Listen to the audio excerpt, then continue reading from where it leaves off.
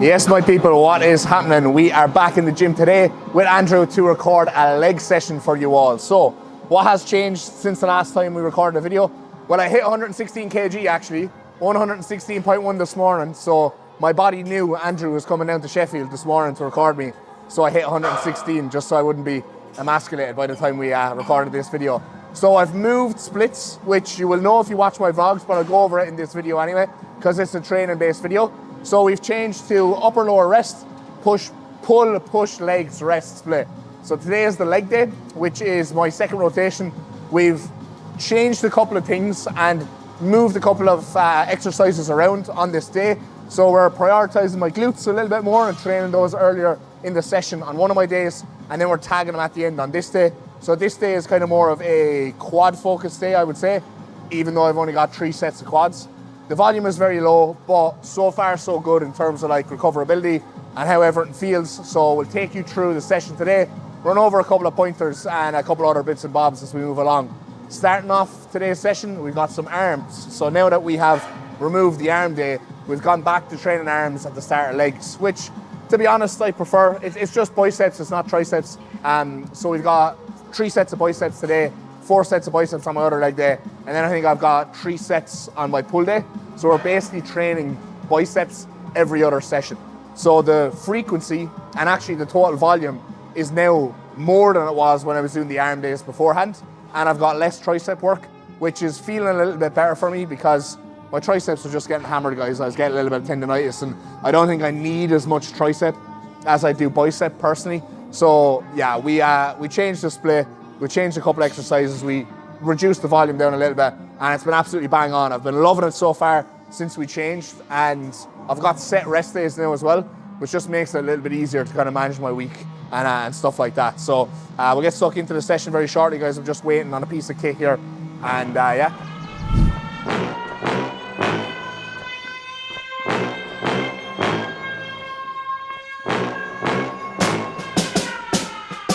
Alright guys, so we're starting off the session with a prime dual arm cable curl. So I'll do my first set here, facing the stack, and I'll do my second set facing away from the stack. So first set facing the stack is going to be for more of a kind of shortened range bias, and then the second set is going to be more of a lengthened range bias, okay? So it's always good to just challenge both ends, both ranges. So I really like this curl facing the stack. Haven't done it in quite some time. Used to do it quite a lot when I trained in FLF. Forgot how nice it feels, so might even start doing 2 sets of this and 2 sets of the lengthened, but we'll see how recovery is.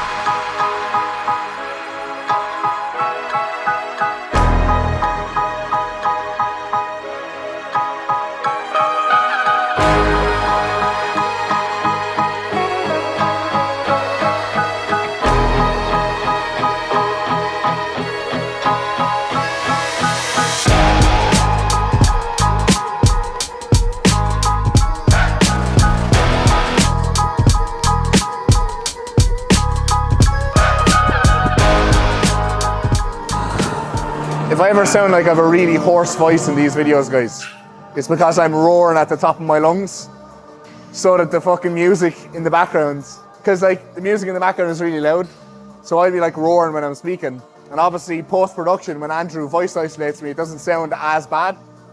But yeah, I have to literally roar so that you can hear me. Because like the music in the background is really loud.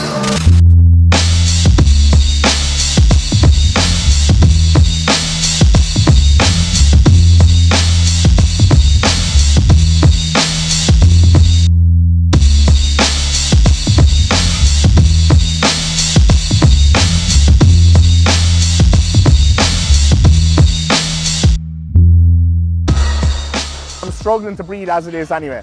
Putting on socks is a bit of a struggle in the morning, let alone doing a 12+ rep set on a leg press. So this actually just opens up my nasal cavities to make sure I can breathe more and therefore go longer in my sets, okay? Now I wear them in the gym, especially during the winter when I'm pretty congested and my nose might be a little bit blocked. I'll also wear them every single night before I go to bed. okay? So it literally improves your breathing by like 50%, guys. So if you've got better breathing, you're gonna get better sleep. If you've got better sleep, you got better recovery, you're gonna make more gains. Absolute no-brainer. So I use these ones from High Stripes. They're really good because I used to get cheap ones off Amazon before and they just fall off of my sleep because they weren't, you know, sticky enough. The adhesive wasn't strong enough. There's these ones, you get them in different colors. They're super strong. They stay on for ages. So if you want to pick some up, guys, DMAC10, link is in the discount. Discount link is in the bio. There we go. Lovely. Fuck that up in the last second. But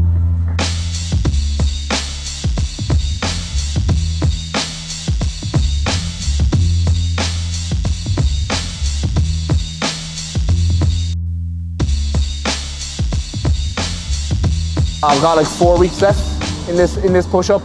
Yeah, so we're on week 21 now, so I've got we were originally meant to wrap it up after 22 weeks, and then he added a week, and then he added another 2 weeks. So I was meant to be done tail end the next week, but I actually have another 4 weeks after this, which I think I should be able to manage, to be honest. It's normally like how I'm starting to feel right now, I normally feel on like week 16, man. And like I'm still holding up well, you know, and I feel like my appetite isn't completely in the floor yet. I'm not like really lethargic yet, even though it is starting to hit me. You know, like even yesterday now I had one of those off days where like I was just fucking smashed all day, man. I was just like, got through my check-ins and I was just like, oh fuck, I need to lie down here. Went for a nap, came to the gym, back from the gym, went for a nap again. You know, I was just proper slammed. So you'll have those days, guys, and they're normal. Do you know what I mean? Like they are normal in the off season. It doesn't mean I'm like sick or I need a deload or anything like that. It's like, sometimes it just does be like that. You know, you're eating fucking nearly 5,000 calories a day every day for months on end.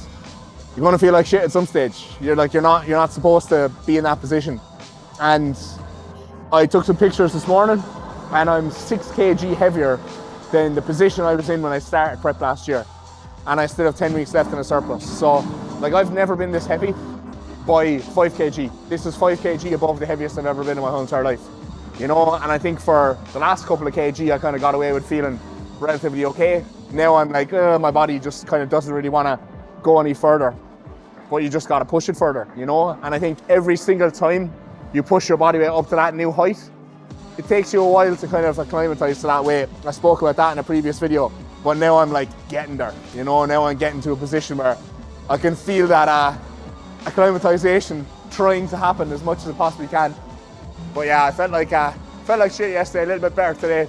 But when you're peak off season, guys, be ready to feel like shit on a daily basis.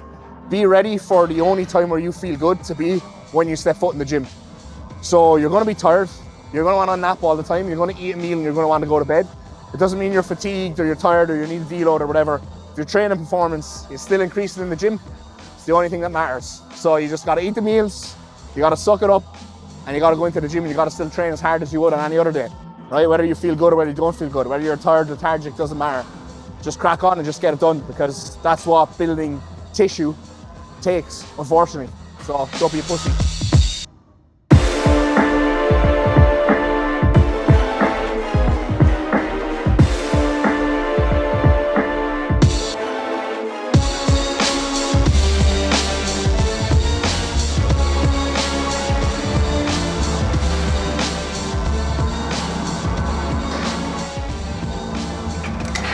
Oh, fuck. Fucking hell. I'm at a point as well where like, I'm doing the reps like on my set and the reps are moving easy, like they're not hard to move, but the pump is just like excruciatingly painful. And that's another thing you'll find when you're like peak off season, like really heavy, drugs are really high, food is really high, taking a lot of growth hormone, you know, like you just get the silliest pumps ever. Like they're so fucking painful. Almost to the point where sometimes I kind of wonder, is this a little bit too much? Is this actually holding me back from maybe getting more reps if they weren't as painful as they actually are? It kind of feels good though, it's a good pain, but it's fucking tough, like on those brutal sets where you get up to the higher rep ranges where like you're just like, skin is just absolutely splitting. So yeah, that's one of those days today now where I can feel like these sets on the leg press are gonna be brutal. Love it though, I love it. I will say though, one thing that has been so much better this off season versus previous off seasons, which has helped me quite a lot in terms of like just my ability to off season, has been how consistent everything has been. So I've kept everything exactly the same as it's been on prep. So I'm still waking up at the same time, I'm still going to bed at the same time. I'm still eating my meals at the exact same time and going for the exact same steps after those meals as I was nearly 7 months ago when I was on prep. So my ability to maintain that routine has allowed me to sustain my appetite, sustain my digestion, and sustain my runway for progression more so than if I let that routine slip. And that's the big mistake I see guys make when they get into the off season. Post-prep, first couple of weeks, they keep that routine, it's easy. When you start getting a little bit more sluggish, your appetite starts to go a little bit, you start getting a little bit slower, a little bit heavier, those things start to shift. Meal one gets pushed back a little bit. You don't go for those morning steps and that morning walk, and everything slowly starts to unravel. So guys, if you want to make progress and you want to really extend your runway for progression, keep things the exact same, keep your structure on point. Prep and off season are the exact same. The only thing that changes is the amount of food that you eat and how shit that you feel. You're going to feel shit at the extremes of both of them, okay? But maintain that routine because that is the foundation that all the progress is built on.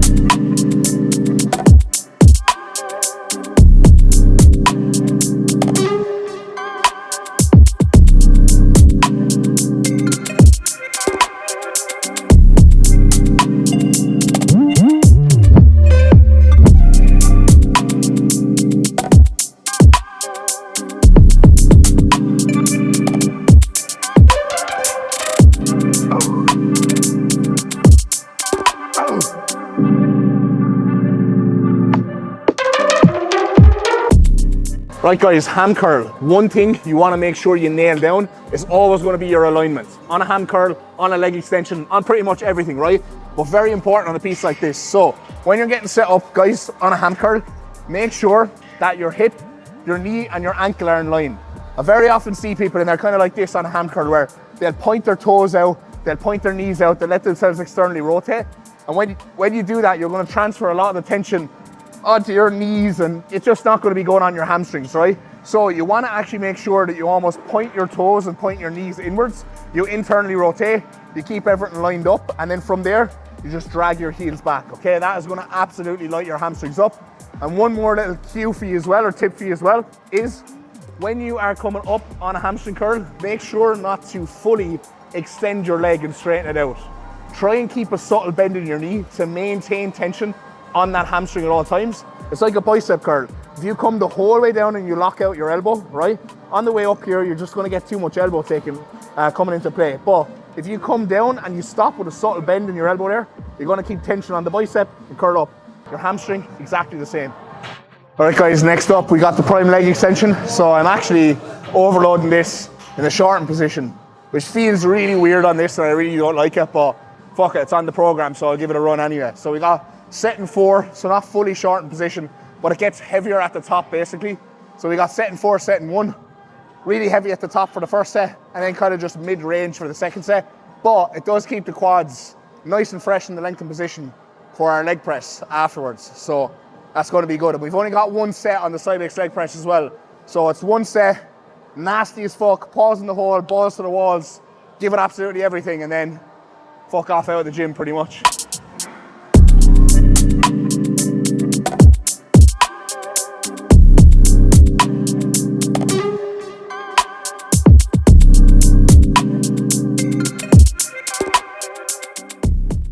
So a common setup mistake, guys, I see a lot of people make on a leg extension is they're just way too far forward with the seat, right? So they're kind of like bunching forward, they're pulling themselves in, and it's very hard for them to actually fully like contract and shorten their quad when they do that. So when I'm in a leg extension, right, I like to actually have the seat nice and far back, so I'm slightly back at an angle so that I can literally lengthen my quad like this, okay?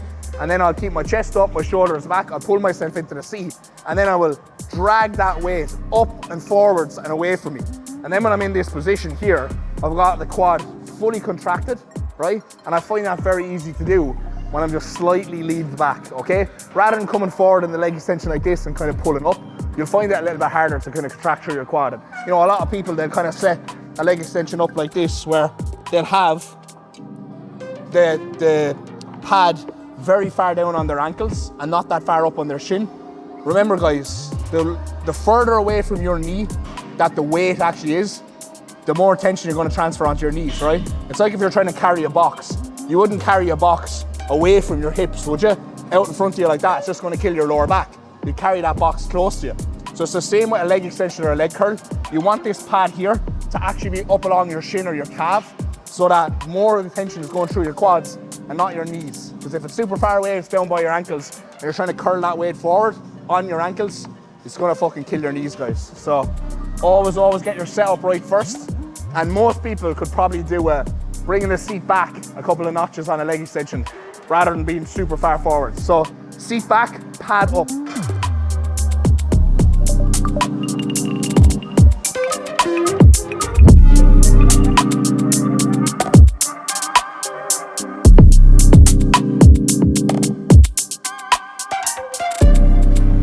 Do plenty of warm-ups on this now today because my dodgy knees are still a little bit dodgy. They're a lot better than they were a couple of weeks ago, I must say, way better. But I want to keep them that way now. I definitely want to keep them that way because last thing I want now is entering into prep with a lot of niggles and a lot of knocks. I want to enter into prep being fresh as fuck, because normally for me, when I do start dieting and that initial bit of body weight starts coming down and I'm back on cycle after cruising and all that other sort of stuff, that generally tends to be when I make some of like my craziest progression and I like feel the best. So I really want to capitalize on that and try and grow into the prep a little bit like I feel like I did last year.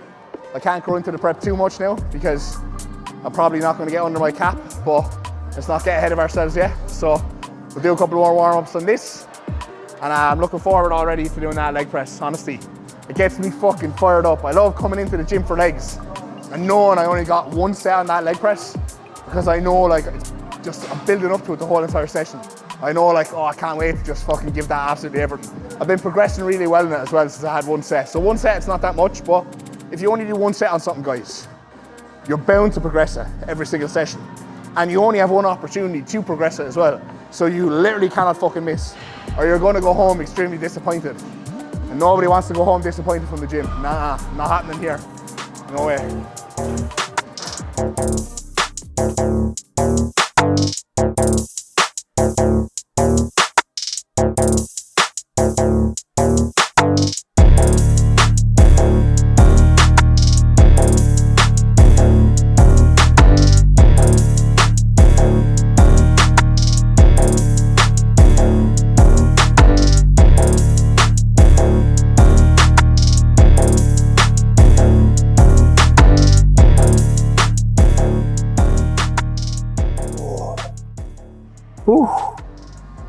That's the toughest thing about overloading at the top. You're going, and it just fucking slaps you like a brick wall at the end. There's no way you're grinding out a rep with it overloaded there. So that absolutely hammers your quads. It's way tougher than just like a normal leg extension. Right guys, calf press, toe press. So this is actually my preference kind of always for my calves. I actually do this on both days. I really don't like seated calf raises. They just don't feel great for me, to be perfectly honest. They always just make my calves cramp up.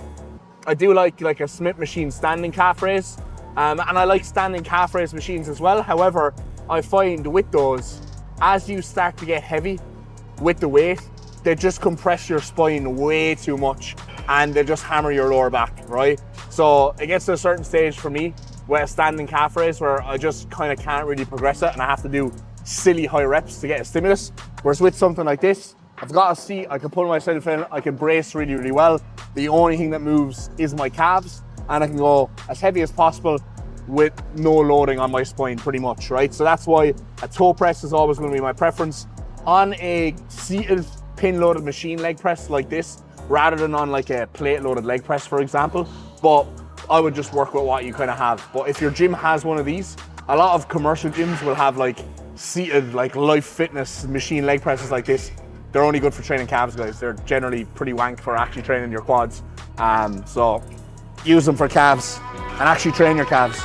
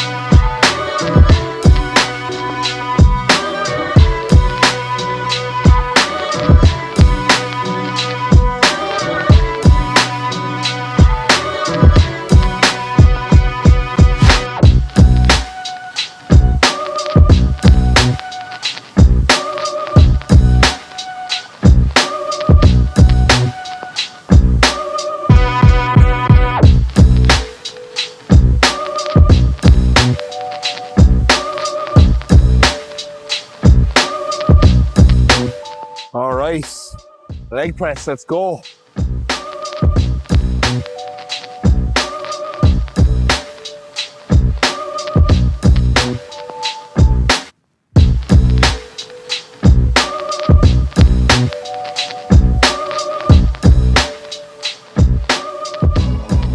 So I have to use this back pad on the Cybex here, just because I can actually get so deep on this that like it just hits off the rubber stopper every single time.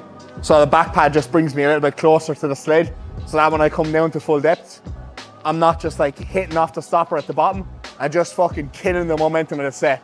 There's nothing worse when you're doing a set than when like you hit the rubber, it just completely throws everything off. So that's why we use this, guys.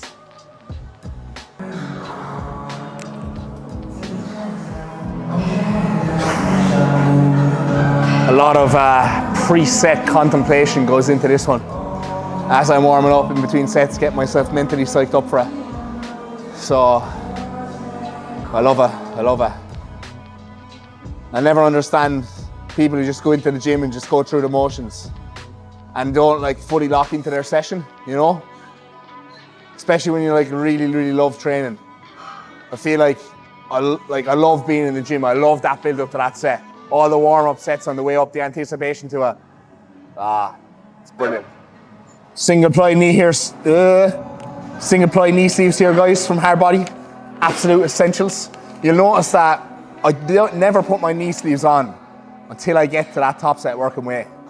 I always save it. I save that tool for the very last minute until I actually really need it. So I'll only ever put these on when I'm just about to do that top set weight. Maybe sometimes I might put them on just for like a 1 rep touch the time before, just to see how they feel.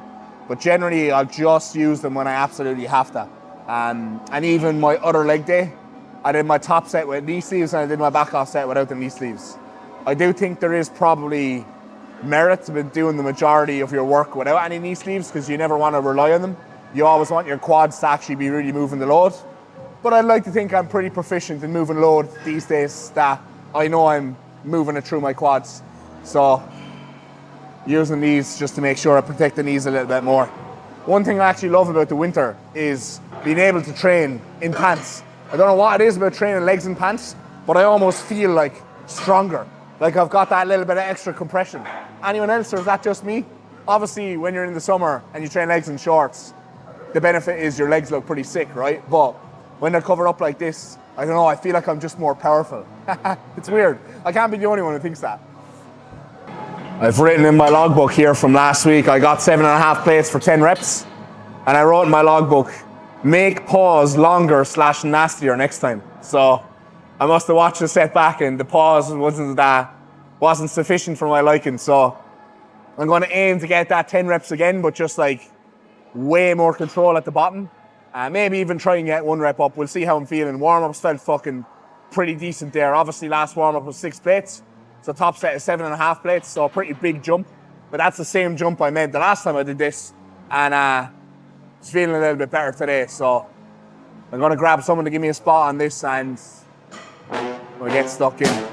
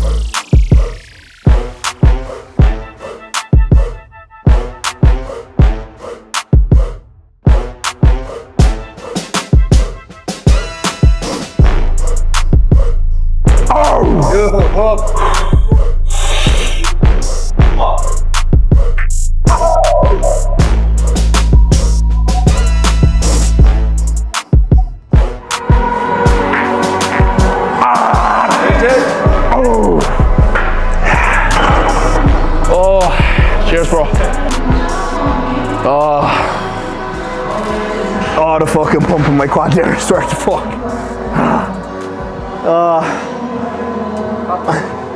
Huh? Happy with that, yeah, very happy with that. I definitely think I nailed those pauses down a lot more. I'll have to watch the set back and review, because during the set, in the set, you always feel like you're pausing a lot more than you actually are. That's why it's very important to record your sets and watch back the footage, because sometimes you might think you're controlling the eccentric or going slow or pausing in the end ranges, but in actual fact you're not. So super important to always record your sets, guys. Not just to send to your coach, but for you to be self-analytical and pick out the areas for improvement that you can make going into the following sets or the following sessions. Oh, should have caught my breath there. Yeah, good set, good set. I think maybe on the 10th rep, which was the second last rep, I shot the bed on the pause just a little bit. It always happens as you approach failure, guys. You want to cheat it, you want to make it a little bit easier. So I had all those pauses fucking perfect. And then just before I took the little bit of a break and a breather, before that failure rep, it just sped up just a tiny bit, just a touch. Not too much, but enough for me to actually notice it. So I'm still happy with that. It was a hell of a lot better than it was last week. So they were definitely nastier, those pauses. And if you're looking for a way, guys, to make everything that you do a lot more challenging, implement the pause. On a leg press, I always try and tell my clients, like, when you come down to the bottom, think about completely dead stopping the weight, holding it with tension, and then counting 1, 2 before you press back up. Because when you then watch it back, it's still not as much of a pause as you think it is. You just think you're pausing for longer because there's 7.5 plates fucking on top of you, you know what I mean? So it feels a lot longer than it actually is in reality. But it's a great way, guys, to get more of a stimulus, but limit the amount of load that you're exposing your joints to, right? Because I could actually put 10 plates on that if I wanted to and bang out 6 to 8 reps. No fucking bother. No bother. But would I be getting a lot of lower back and a lot of knee and everything else coming into play if I'd done that? 100%, because that's where I've gone wrong before in the past. So, you know, I don't let the ego get to me now. And like, you might look at that and go, fuck, that's still pretty heavy, 7.5 plates. Yeah, exactly. So imagine if I was lifting what I could lift, I'd probably fucking break myself up. You know what I mean? But we'll get back to 10 plates with nasty control and 2-second pauses eventually. Right, guys, last exercise of the session, we have got a hyperextension. It's meant to be a hamstring focused hyperextension, but I do it for more of a glute bias. Now, what is the difference, you might ask? I'll show you now in just a second, but very, very simple fix if you want to focus on the glutes a little bit more than the hamstrings on a hyperextension machine. Bench, so I'll show you that now. But we'll just grab some dumbbells and we'll get stuck in here. So 11 reps with a nasty pause on that leg press. I was very happy with that. So last set of the day here now, guys. Right, 20 kilos. So guys, main difference between a hamstring bias and a glute bias 45-degree hyperextension is going to be your knees and whether you subtly bend them or not. Okay, so if you want to focus on more hamstrings, get yourself locked up into the machine, keep your legs very, very straight, and then come down, right, with those knees completely locked. So very similar to what you do on like an RDL, right, or a stiff leg deadlift. Whereas if you are trying to bias your glutes a little bit more, instead of having your feet and your toes pointed forwards, point those toes slightly outwards, bend your knees very, very subtly, and maintain that bend in your knee so that as you come down, there's not as much tension on your hamstring, and then as you come up, you're contracting through the glutes, okay? That way your glutes should give out before your hamstrings do, and you'll be able to lift a little bit more load, all right? And we've already challenged our hamstrings earlier on the seated leg curl, and even just doing 1 rep on that, I can actually feel it a little bit in my hamstrings. So you're never going to be able to completely eliminate the hamstring or the glute that you're going to get, whether you're doing one bias or the other. It's just a bias, okay? It's like if we do a back exercise for a lat bias, it's still going to work our whole entire back, but hopefully we want to hit our lats a little bit more, right? Same principle here. This is still going to hammer my hamstrings, but I wanted to hammer my glutes a little bit more. So if I bend my knee, I'm going to be able to do that, essentially.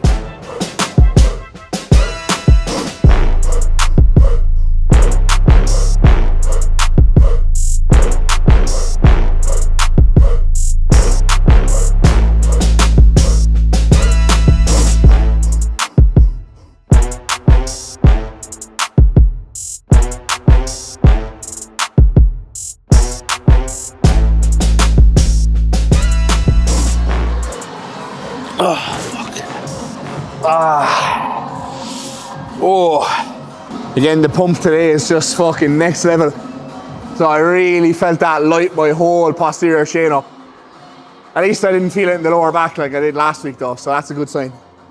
Again, just building a little bit more skill with this movement. So this is my third time having this back in the rotation. And like always, guys, it just takes a couple of goes for you to kind of feel comfortable with an exercise again.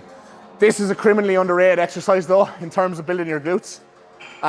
Especially like if you're a male, right? Because I feel like girls will always do a hip thrust.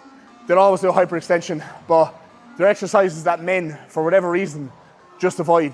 Men think glutes and they just think RDL, right? But there are other exercises that are just as good at building your glutes. And a hyperextension, in my opinion, especially loaded with dumbbells like this, extremely good, all right? I genuinely don't think enough people do direct glute work. And direct glute work is something that I used to program in my own training when I coached myself way back in the day, but something that since I've had a coach, it's not really been programmed in as much. But I think for me personally, you know, I can definitely do it because glutes are one of my weaker body parts. So yeah. All right, guys, that is the leg day wrapped up. Hope you enjoyed today's session. Hope you picked up some valuable tips and tricks as always, and some harsh truths in there as well. You know me, I like a good harsh truth, good controversial opinion. Now, this split that we're currently on right now, guys, we will probably maintain this the whole way through the remainder of the off season and starting prep. I would like to maintain this the whole way through prep, as it's been working really well for me so far, and I do think it will work pretty well in prep, having that kind of a set schedule. So we have 4 weeks left of the push-up, like I mentioned earlier in this video, and then 5 weeks holding over Christmas. I'm undecided yet if I'm going to be recording with Andrew pre-Christmas or not. I'm going home in like 3.5 weeks-ish. So if we're not, then I'm going to be back in straight away after Christmas, just before I start prep. So it'll either be at the end of this push-up or at the end of my holding phase. I imagine the difference in body weight won't be too dissimilar in both of those phases, because the goal of a holding phase is to hold, right? I really don't want to be getting up too much more body fat after that. If anything, I actually probably want to recomp a little bit while I'm in that holding phase.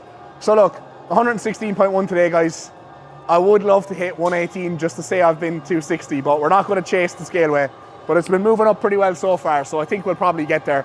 But stay tuned in the vlogs and you'll find out anyway, as I'm going to be updating those twice a week as it is. So hope you enjoyed today's session, guys. Subscribe to the channel if you're not subscribed already. It used to be 50% of viewers weren't subscribed. That's now gone up to 60%. So make sure, guys, you hit that button down below and stay tuned on the channel, because prep is going to be kicking off very soon. I'm super excited for it. I'm going to be banging out the content. I've set some big content goals for 2026. So stay tuned for that one, guys. All right, catch you in the next one.